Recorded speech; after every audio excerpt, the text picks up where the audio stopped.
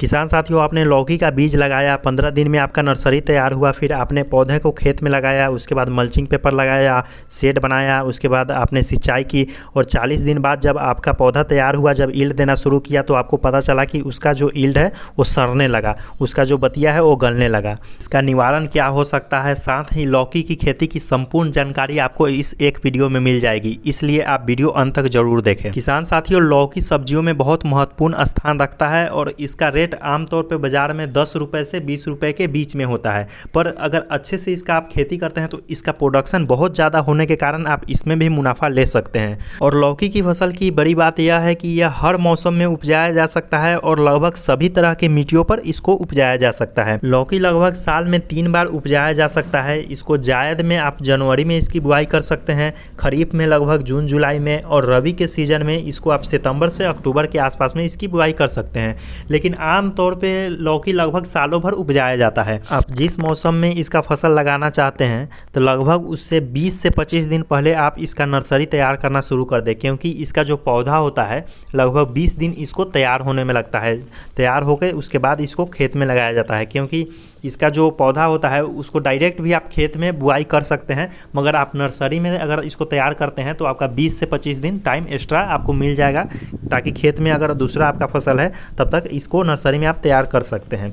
Nursery में इसका बीज लगाने से पहले बीज को उपचारित करना बहुत ज़रूरी है। इस पर मैं पहले ही एक वीडियो बना चुका हूं जिसमें बताया गया है कि किसी भी प्रकार का बीज, करेला या फिर किसी भी सब्जी का बीज को आप किस तरह से जमा सकते हैं। कभी कभी किसानों को यह समस्या आता है कि बीज सड़ जाता है या फिर जमता ही नहीं। यह सबसे महत्वपूर्ण भाग है किसी भी खेती को करने के लिए, तो उस पर मैं वीडियो बना चुका हूँ, वो आप देख सकते हैं। फिलहाल यहाँ पर मैं आपको शॉर्ट में बताता हूँ। इस बीज को आप सबसे पहले एक बेबिस्टिन पाउडर आता है, उसमें आप इसको 24 आवर डाल करके फुला लें और उसके बाद इसको जमने के लिए फिर 24 घंटा के लिए रख दे। इस तरह से होगा कि आपका बीज सड़ेगा नहीं या फिर इसमें किसी भी प्रकार का फंगस नहीं लगेगा, ताकि आपका बीज आसानी से जम जाएगा। किसान साथियों, जब आपका पौधा नर्सरी में तैयार हो जाए उसके बाद इसको आप खेत में लगाने के लिए ला सकते हैं। इसके बाद यह 3 महीने का फसल होता है। आमतौर पर इसे पौधे को तैयार होने में 45 दिन तक लगता है, 45 दिन का समय लगता है जब यह ईल्ड देना शुरू कर देता है। उसके बाद 45 दिन यह बहुत अच्छा प्रोडक्शन देता है। आमतौर पर यह प्रोडक्शन लगभग 55 से 60 दिन तक देता है, मगर 45 दिन अच्छा डेंसिटी में यह प्रोडक्शन देता है। इसलिए यह माना जाता है कि यह 3 महीने का फसल है। पौधे को खेत में लगाने के बाद इसका रख रखाव बहुत ध्यान से करना पड़ता है, क्योंकि शुरुआत में यह पौधा छोटा होता है और मर ना जाए, इसके लिए आप 4 से 5 दिन पर इसका सिंचाई करते रहे। शुरू में 4-5 दिन पर सिंचाई इसका बहुत ज़रूरी है। जब पौधा आपको लगे कि एक अच्छे पोजीशन में आ चुका है उसके बाद आप हफ्ते में 1 बार सिंचाई कर सकते हैं। अगर आप ड्रिप से सिंचाई करते हैं तो मल्चिंग पेपर ज़रूर लगाएं, क्योंकि मल्चिंग पेपर के काफ़ी सारे फ़ायदे हैं। इस पर भी मैं एक वीडियो अपने चैनल पर बना चुका हूँ, उसे भी आप देख सकते हैं। अगर आप मल्चिंग पेपर लगाते हैं तो आप थोड़ा कम भी सिंचाई करेंगे तो काम चलेगा, लेकिन अगर आप मल्चिंग पेपर नहीं लगाए हुए हैं और गर्मी ज़्यादा है, अगर गर्मी के मौसम में आप इसकी खेती कर रहे हैं तो 3 दिन पर शुरुआत में इसका सिंचाई करें, क्योंकि पौधों को विकसित होने के लिए शुरू में पानी की ज़्यादा आवश्यकता होती है। किसान साथियों, यह आप देख पा रहे होंगे, इसकी खेती अभी हम शेड पर कर रहे हैं। आप लौकी की खेती जब भी करें शेड पर ही करें। बहुत प्रकार का शेड होता है, कुछ लोग बंधाई करके शेड बनाते हैं, कुछ लोग बांस का शेड बनाते हैं, कुछ लोग लंबे समय का शेड बनाते हैं, कुछ लोग सिर्फ एक फसल के लिए शेड बनाते हैं। लेकिन आप जब भी इसकी खेती करें शेड बनाकर ही करें, क्योंकि ज़मीन पर इसका आप करते हैं तो उतना अच्छा प्रोडक्शन नहीं होगा और काफ़ी मात्रा में इसका फसल ख़राब हो जाता है। आमतौर पे अगर इसके खर्च की बात करें तो अगर आप शेड बनाकर इसका खेती करते हैं तो प्रति एकड़ आपका लगभग 35,000 रुपया खर्च आएगा।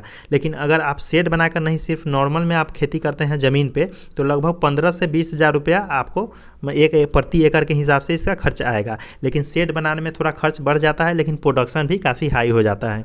दोस्तों, जब आपका पौधा लगभग 20 दिन का हो जाए उसके बाद 20 दिनों तक यानी 20 से 40 दिनों तक एक दूसरा फेज स्टार्ट होता है पौधे में, जिसको बोलते हैं हम कटिंग। इसको आमतौर पे 3G कटिंग भी बोलते हैं। इसके लिए आप देख सकते हैं इसका जो पौधे का मेन ब्रांच गया हुआ है, वो जो सबसे ऊपर गया है उसको हम तोड़ देते हैं, क्योंकि अगर इसको नहीं तोड़ेंगे तो जितना भी न्यूट्रिएंट्स होगा इसी ब्रांच में जाता रहेगा।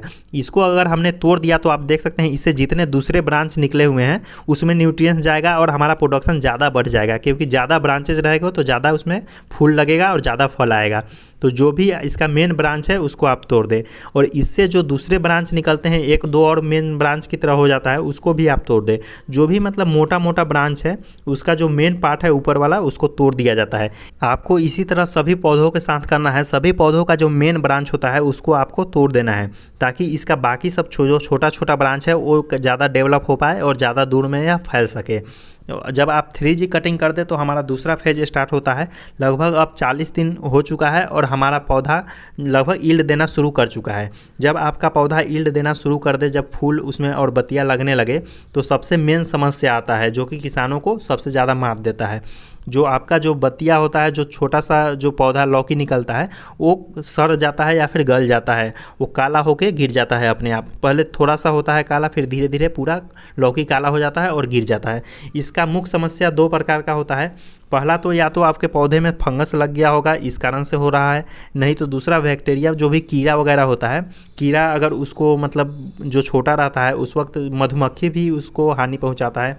वो अपने डंक मार देता है कोई भी कीड़ा अगर उसमें, तो धीरे धीरे काला होकर के वो गल जाता है। तो कीड़ा का समस्या से बचने का दूसरा उपाय है, और जो फंगस है उसका दूसरा उपाय है। अगर आप पूरे तौर पे कंफर्म है कि अगर इसमें फंगस नहीं लगा हुआ है तो आप सिर्फ साफ का स्प्रे करेंगे तो इसका जो फंगस है वो दूर चला जाएगा। लेकिन अगर आपको समझ नहीं आ रहा है कि इसमें कीड़ा के कारण हुआ है या फिर फंगस के कारण हुआ है, तो इसमें 3-4 दवाओं को मैं नाम बताता हूँ, उसको आप प्रयोग कर सकते हैं।